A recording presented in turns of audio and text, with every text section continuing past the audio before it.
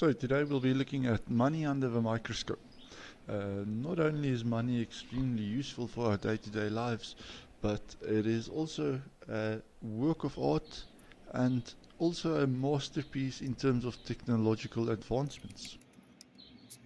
One of the key advancements that the production of money has pushed is the development of micro printing. And you'll also see the text when we look at this.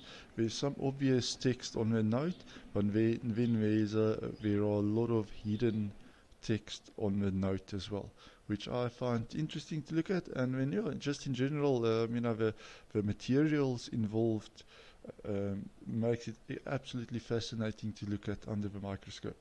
So therefore I consider this not only a utilitarian product, but also a work of art.